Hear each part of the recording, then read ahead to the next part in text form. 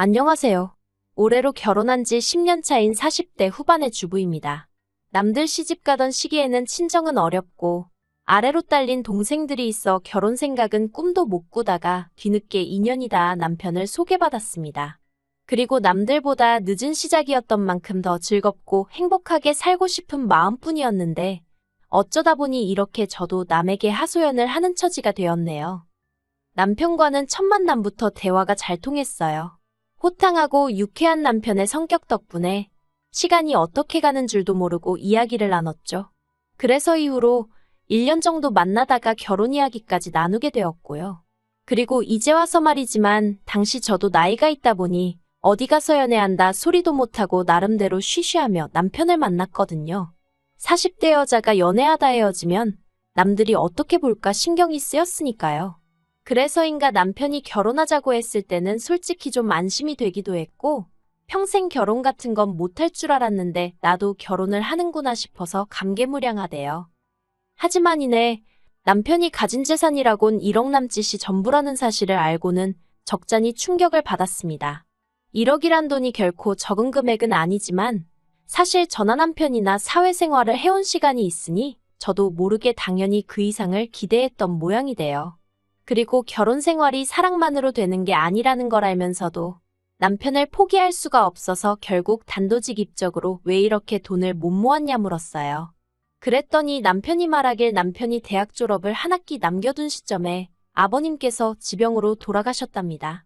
그리고 이후로는 남편이 가장 노릇을 하게 되어서 돈을 모을 겨를이 없었다대요.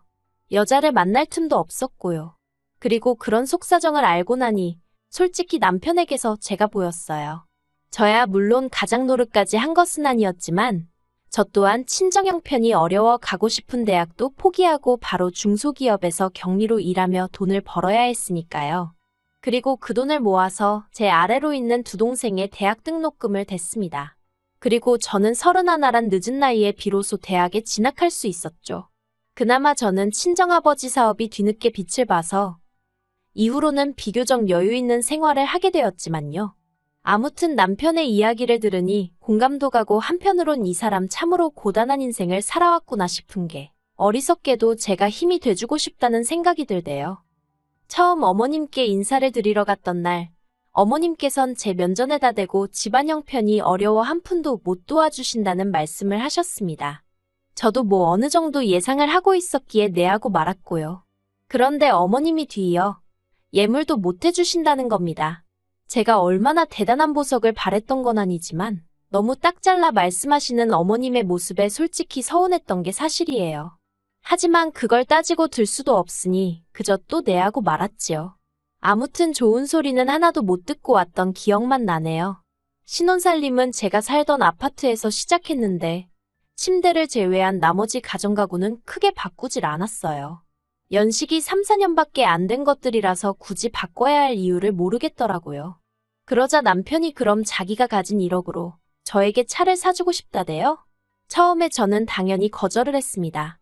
직장에서 집까지 버스로 40분 정도면 출퇴근이 가능한 상황이었고 남편이 타는 차도 있었으니까 차가 필요하면 그 차를 빌려 타면 되지 싶었거든요.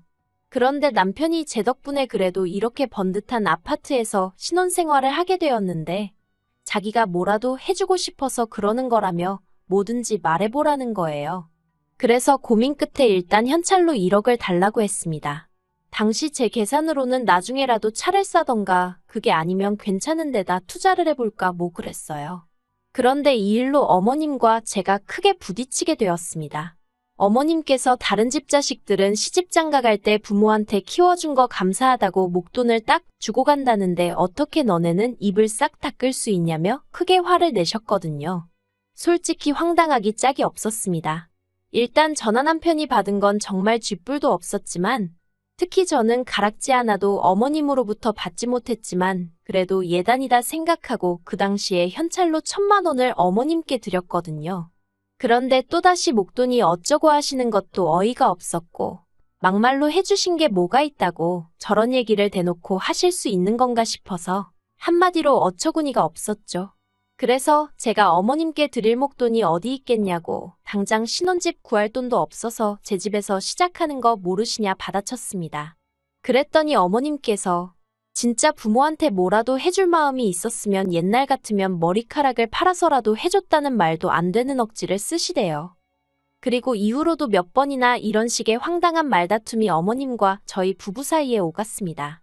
하지만 그나마 다행이었던 건 그럴 때마다 남편이 제 편을 들어줬고 어머님이 정말 선을 넘으신다 싶을 때는 직접 어머님을 찾아가서 한 번씩 소리라도 지르고 오는 시기였거든요.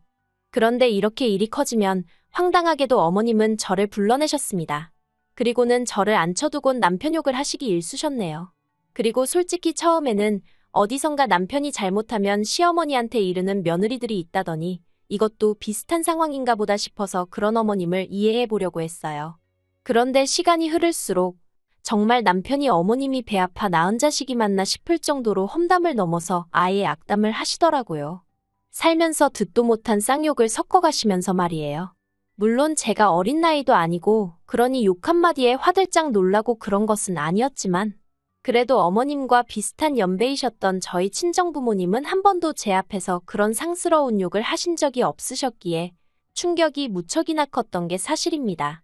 그리고 아무리 어머님 아들이라고 해도 저에게는 하나뿐인 제가 믿고 사는 남편인데 그렇게 깔아뭉개시니 듣기 좋을 리가 없었죠.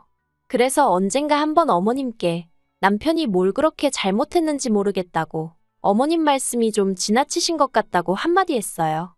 그랬더니 너도 그 자식이랑 똑같은 족속이구나 하시고는 전화를 탁 끊어버리시대요. 그리고 그때 이후로 한동안은 연락을 안 하고 지냈습니다. 원래는 안부 인사고 뭐고 할 것도 없이 어머님이 하도 자주 전화를 해대셨는데 어머님이 더는 연락을 안 주시더라고요. 그리고 저도 솔직히 그간 쌓인 감정들도 있었고 그렇다 보니 선뜻 내키지가 않아서 어머님께 먼저 연락을 안 드렸지요. 그리고 말이 나왔으니 말이지만 당시 문득문득 어머님 생각을 하면 알 수 없는 죄책감과 찝찝함에 마음이 불편하긴 했어도 연락을 하고 지낼 때보다 훨씬 편한 일상을 누렸던 것 같아요. 하지만 그 평화는 얼마 못 가 깨어지고 말았습니다. 어머님이 건강이 안 좋으신 것 같다며 시동생한테 연락이 왔고 남편이 차마 그런 시어머니를 모른 채 하지 못하더라고요. 그리고 저도 부모가 있는데 그런 남편을 못났다 할 수도 없는 노릇이었죠.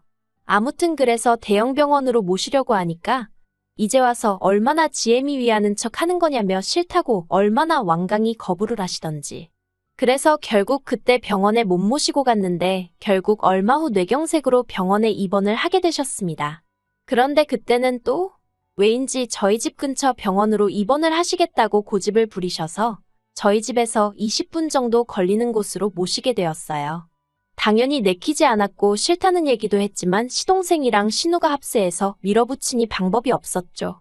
그런데 문제는 막상 병원에 도착하니 어머님께서 담당 간호사한테 너 간호대학을 나왔냐 안 나왔냐 하시며 막말을 하시고 의사한테도 어디 의대를 나왔냐며 아니 정작 어머님 자식들도 서울에서 내노라 하는 대학 나온 자식도 하나 없는데 잘난 의사 학벌은 왜 따지시나 싶은 게 한마디로 제 낯이 다 뜨겁더라니까요. 정말로 너무 창피해서 모른 척하고 싶은 마음뿐이었네요. 사실 어머님의 막말은 상황을 가리는 법이 없었습니다. 평소에도 예를 들어 외식을 하러 식당에 갔는데 만약 음식이 당신 입맛에 안 맞으면 그냥 다음에 안 가시면 되잖아요.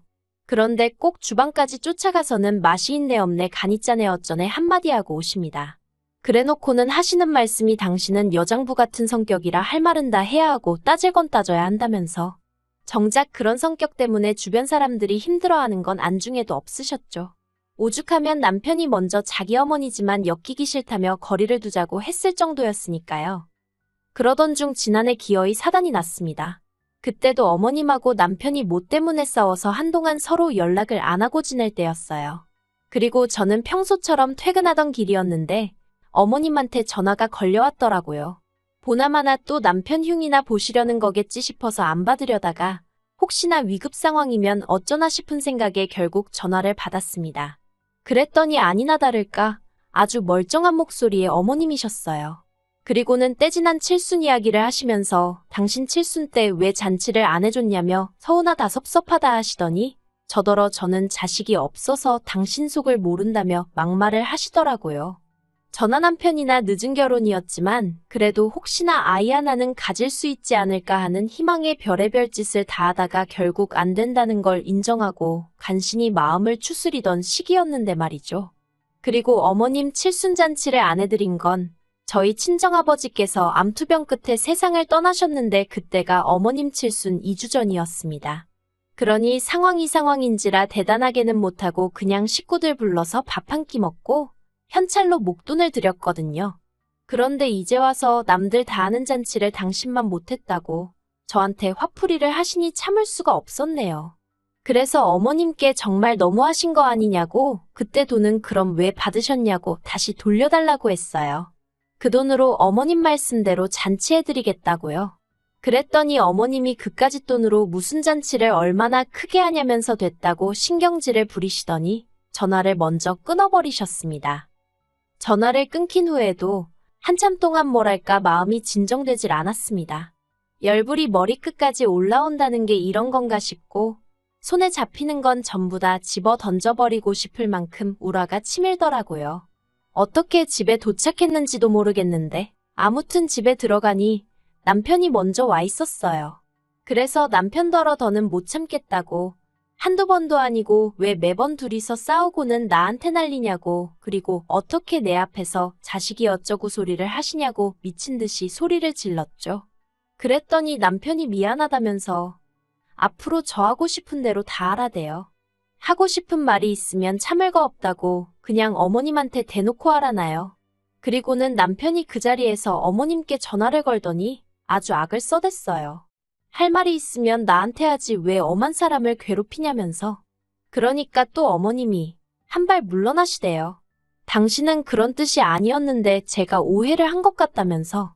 그래도 끝끝내 저한테 미안하다고 직접 사과는 안 하셨지만요. 그리고 그때부터 저는 어머님하고 연락을 안 하고 살았어요. 막말로 연락을 안 하고 사는 동안 저는 불편한 건 하나도 없었네요. 그런데 올해 초 뜻밖의 소식을 접하게 되었습니다. 시동생이 자기가 어머님을 모시고 살 거라며 저희와는 상의도 없이 어머님이 사시던 집을 팔았다는 거예요. 그런데 더 어이가 없는 건 어머님이 집 한 돈 1억을 전부 시동생한테 주기로 하셨다는 겁니다. 황당하고 어이가 없었죠.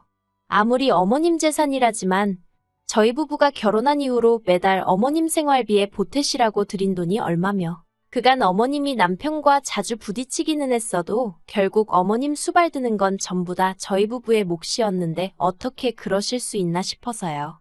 그리고 말이 좋아 시동생이 모시고 사는 거지. 시동생은 바람을 피다 동서한테 들켜서 이혼을 당한 상황이었어요. 그러니 어머님 입장에서는 시동생이 혼자 그러고 사는 게 안쓰러웠을 테고 시동생은 시동생대로 그동안 동서가 하던 집안일이며 살림을 도맡아줄 누군가가 필요했던 거겠죠. 그래서 결국 참다 못한 저와 남편이 어머님을 찾아갔습니다. 그리고는 어머님께 문 좀 열어보시라고 얘기 좀 하자고 했어요. 그랬더니 어머님께서 정말 아무렇지도 않다는 표정으로 문을 여시더니 돈이 아쉬워서 찾아왔냐며 역시 돈이 최고라는 말씀을 하시대요. 그리고 그때였어요. 남편이 갑자기 어린애처럼 엉엉 울면서 자기가 내내 아버지 빈자리 메꾸다 뒤늦게 장가갈 때 어머니는 나한테 뭘 해주셨냐고 따졌거든요. 아마 자기도 남잔데 어쨌든 장가올 때 집도 제가 해왔지.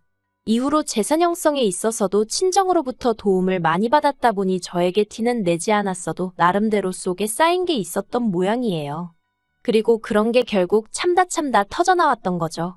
그런데 정작 어머님께서는 어이가 없다는 표정으로 남편을 바라보시더니 첫째로 태어나면 원래 다 그렇게 사는 거라면서 별것도 아닌 걸로 운다고 한심하다시대요.